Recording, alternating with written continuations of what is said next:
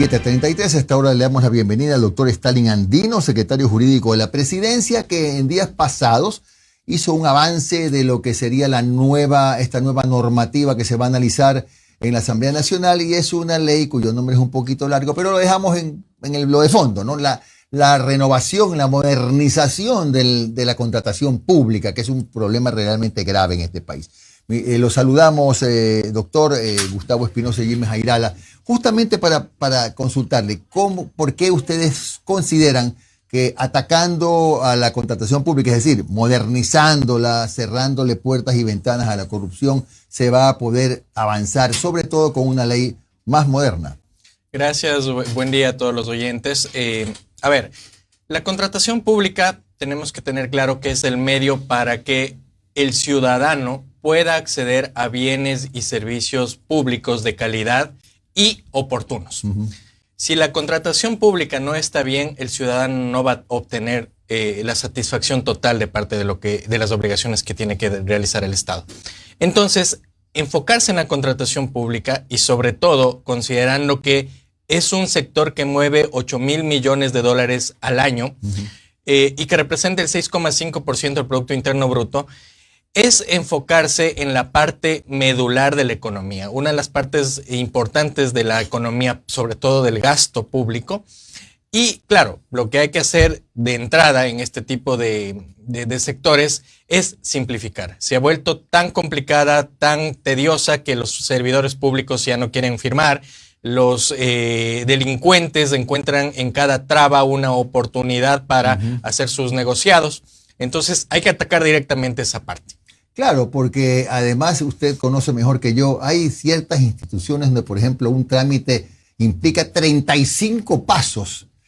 Mire, este es hasta un tema ecológico. La cantidad de papel, por Dios, que se consume, que se utiliza en numerosas instituciones públicas, gracias, etcétera, es impresionante, ¿no? Pero sí, la simplificación, si la podemos resumir, doctor, eso lo podemos sintetizar en más eficiencia o ignorar algunos procesos que a lo mejor puede ser que allí esté justamente el hueco por donde se filtra la corrupción. No quiere decir que va a ser más fácil pasarse por encima de la ley, pues, ¿no? Sí, a ver, ¿cuál es la complicación actual? Tenemos más de 30 tipos de procedimientos de compra. Claro. Porque nuestra ley actual tiene un candado de fuerza en el cual obliga al servidor público a utilizar X procedimiento para realizar determinada compra. Pero ¿hacia dónde vamos nosotros? Nosotros vamos a la implementación del concepto internacional, que es el mejor valor por dinero. ¿Qué significa esto? Que le van a permitir al comprador público a encontrar el equilibrio entre lo más económico, lo más barato y la calidad.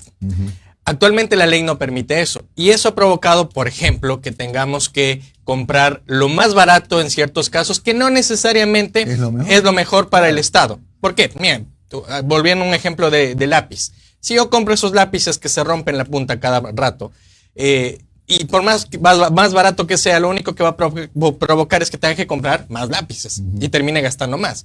Entonces, eso es lo que queremos implementar con esta simplificación. Quedarnos solamente con 5 o no más de procedimientos, y que la ley sea una descripción de lo que significa el procedimiento, más no de con qué procedimiento yo tengo que utilizar en cada bien, servicio u obra que contrato. Claro, sí. Por ahí cuando me acuerdo que las madres nos decían lo barato sale caro. Es verdad, y suele pasar. Y no se diga con las medicinas. Sin duda. Aquí hay contrataciones muy complejas como los medicamentos y que si no llegan a tiempo, y si encima de que no llegan a tiempo son de pésima calidad, el paciente está en riesgo, y los ciudadanos tienen que entender que la contratación pública tiene que ser de las mejores para que ellos puedan obtener su resultado final. Y este proyecto de ley, que todavía no se debate porque recién fue aprobado por el CAL ayer, entiendo, también de alguna manera cuida que en los procesos de contratación no se privilegie siempre a los mismos. Acabo de leer ayer y escuchar que en un hospital, me parece, de la SUAY, un contrato de 21 millones de dólares a un solo proveedor. Y luego, pues en el tema de salud es evidente, hay siempre 1, 2, 3 proveedores que son los que siempre ganan los contratos. ¿Cómo se hace? ¿En qué ayuda esta normativa? A ver, bueno, y qué gusto que la mayoría de la audiencia que nos está escuchando guayaquileña va a entender precisamente lo que yo le digo. Aquí, en este país, echa la ley, echa la trampa. Total. El criollismo que podemos utilizar en este caso. ¿Qué ha pasado? Nos pasamos persiguiendo a las malas conductas, poniendo reglas y siempre se inventan una evasión. Claro. Entonces, como es tan compleja la contratación pública, necesitamos simplificarlo y tener claridad de qué tipo de procedimientos hay. ¿Por qué? Y ahí es muy importante tener en cuenta que se encontraron dos enemigos del país muy riesgosos y lo peor fue cuando se encontraron. ¿Cuáles son? La corrupción y la delincuencia organizada. Ya. El día en el que los dos se unieron, nos generaron un gran problema y sobre todo en la contratación pública. ¿Por qué? Porque la contratación pública mal manejada puede ser una oportunidad para el lavado de dinero, puede ser una oportunidad para que la delincuencia organizada llene sus arcas y ahí precisamente la necesidad de forma urgente económicamente, dar un golpe también en la contratación pública y a la par que simplificamos, a la par que mejoramos, también damos un golpe colateral a la delincuencia organizada. ¿Cómo ha recibido usted las declaraciones del Contralor que ha reconocido de manera expresa que hay problemas que nacen de la propia Contraloría y que tienen que corregirse mediante reformas legales? Realmente es un gusto que el Contralor haya adoptado, haya escuchado nuestra preocupación y que es gran parte del fundamento del proyecto de ley y que se haya pronunciado en reconocer un problema, que sí, nuestros compradores públicos, nuestros servidores públicos, si bien tenemos que exigirles resultados, ellos también tienen preocupaciones como las responsabilidades que por tanta normativa, con tanto problema, pueden ser sujetos, pueden llegar a ser glosas, etcétera. Y el Contralor lo ha escuchado, reconoce que hay un problema, está dispuesto a apoyarnos y claro, el proyecto entra de una manera y será la Asamblea la que termina recogiendo todos los aportes, tanto de otras funciones del Estado como de la misma sociedad civil. ¿Cómo está, señor secretario? Realmente es un gusto. Veo que usted es socio fundador de SS Contratación Pública, tiene maestría en esta materia. Primero quisiera preguntarle si ya han logrado detectar por dónde se desangra al Estado, dígase GATS, dígase instituciones públicas de control, por un lado, y por otro lado, ¿qué hacer? Mientras más engorroso se vuelve un trámite, más chance hay para corromperlo. ¿Qué hacer cuando viene una agencia de publicidad y le entrega ya la campaña hecha y usted, como funcionario público, solo tiene que firmar el elaborado por o el revisado por? ¿Cómo evitar ese tipo de cosas? Bueno, sí, dentro de mi experiencia llevo años luchando en contra de la corrupción. Una de las reformas que he planteado a lo largo del tiempo es, por ejemplo, evitar que se dé varias obras al mismo contratista hasta que no termine la obra que ya tiene. Planteada esta prohibición, este bloqueo, para darles un ejemplo, muchas autoridades que tienen que pagar favores, lo que han hecho es buscar la forma de evadir. Entonces, han dicho que bajo la figura del servicio, el servicio de construcción, han justificado dar varios contratos diciendo que no es obra, sino que es servicio de construcción. Entonces se inventan una serie de temas y a la final necesitamos un control permanente. Ahí es donde interviene el Servicio Nacional de Contratación Pública, por ejemplo, en donde tiene que realizarse un control objetivo. ¿Por qué? Porque si nosotros al CERCOP, que es el ente rector que controla el concurso, no le ponemos parámetros objetivos, no le ponemos el ojo a lo que está haciendo, el CERCOP simplemente va a pasar a ser una diversificación de la coima, que es lo que yo llamo. Ya no tengo que coimar solo a las autoridades que firman el contrato, sino también a la autoridad que me controla. Entonces, para eso es que dentro del mismo proyecto de ley estamos estableciendo ciertos controles para que este control que realiza el CERCOP sea objetivo, claro, y no permita esa discreción o arbitrariedad de los servidores públicos de esa institución. Ahora, Doctor, solo para salir del desconocimiento, ¿su cargo tiene rango ministerial o no? Sí, claro. Ah, perfecto. Se puede ser ministro Es perfectamente. que en otros países como México, Estados Unidos, el ministro es secretario. Claro, es correcto, es correcto. Ahora, ustedes como gobierno han socializado, no encuentro mayor oposición, le digo, de lo que hemos escuchado en entrevistas, etcétera, a esta normativa, pero ¿han podido más o menos medir la temperatura de la Asamblea, que es la que al fin y al cabo tendrá que aprobar la norma? A ver, este es un tema bastante interesante porque nadie puede oponerse, ya que se entendería que está facilitando la delincuencia organizada o la corrupción. Entonces es un proyecto estratégicamente armado para que se dé el pronunciamiento de la Asamblea conforme en nuestra propuesta inicial. Ahora, este proyecto fue trabajado directamente por mi persona, a pesar de que tengo un equipo al cual mando un saludo.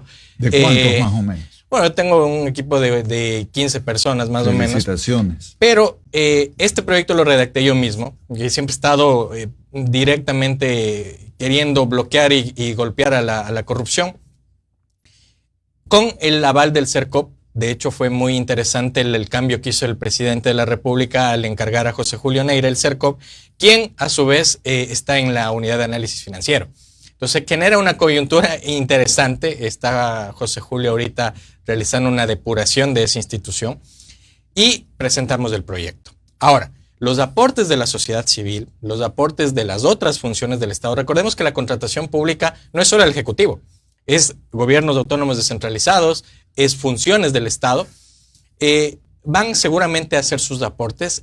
Y lo que hemos visto con mucho agrado es que, por ejemplo, los organismos multilaterales están muy contentos por el proyecto de ley, porque dicen que el Ecuador está dando el salto hacia los estándares internacionales en materia de contratación pública. Nos hubiera gustado reformar por completo toda la ley, pero por la urgencia económica nos hubiéramos salido un poco del concepto de urgencia económica. Entonces hemos tomado los puntos esenciales. Claro, porque regresando al tema inicial de que son tantos los pasos, le decía yo que en algunos GATT son 35 pasos, 35. Justamente eso es lo que da lugar a que alguien por ahorrarse porque tarda, y por saltarse algunos de estos procesos, pues por ahí empieza a rodar aceite, y eso es lo que determina que haya tantas observaciones en la Contraloría, en la Contratación Pública, ¿no? Claro, y más que las observaciones también que puede haber muchas trampas. Y que aquí, la delincuencia organizada tiene mejores contadores, tiene mejores abogados que puede pagarlos y que los tiene permanentemente buscando las fallas para poder por ahí infiltrarse. Algo que yo siempre he sido enfático. Tenemos presos o podemos tener presos a los cabecillas de las bandas, pero no sus contadores. Tenemos que ir tras sus contadores también para poder terminar y erradicar definitivamente este problema. De alguna manera este proyecto toca la economía de los GATS, de los GDOs, del crimen organizado que está infiltrado presuntamente en los municipios, prefecturas, etc. Hay varios sectores en los que está infiltrado. Uno de ellos es la contratación pública. Estamos detectando algunas irregularidades. Y sí, esto nos permite a nosotros tener un mejor conocimiento de los proveedores, que es algo de lo que plantea también la ley. Nuestro registro de proveedores actual se limita a poner el RUC y el nombre. Pero nosotros necesitando conocer de mejor forma a ese proveedor. ¿Qué tipo de experiencia tiene? ¿Con qué municipios ha trabajado? ¿Cuántos contratos se le van adjudicando en el año? ¿Y cuántos de ellos puede cumplir bien? Claro.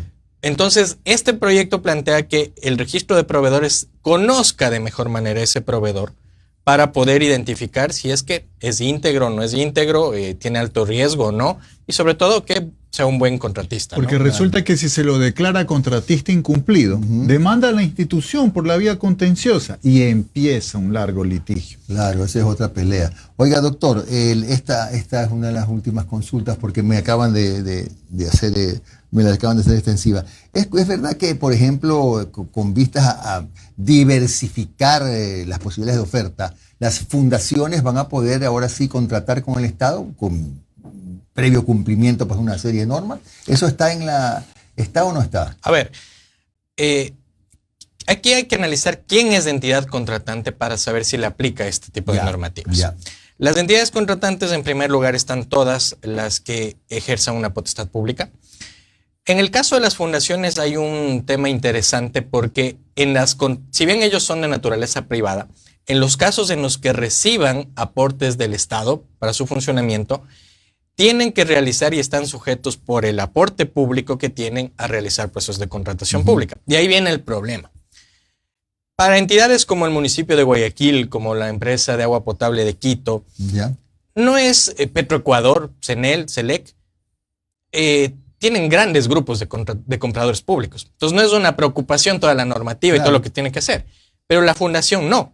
Tendrá una persona, así como las juntas parroquiales. En las juntas parroquiales hay un secretario tesorero que hace de todo. De guarda almacén, paga las cuentas, contrata, administra el contrato.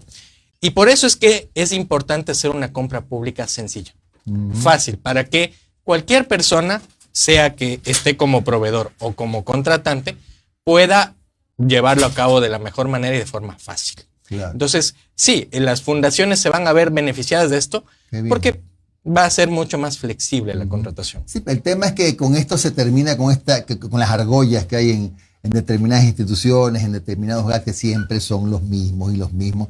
Parece muy bien. Bueno, doctor, gracias por estos minutos de su tiempo y sobre todo porque ha estado en vivo aquí en Un Café con JJ.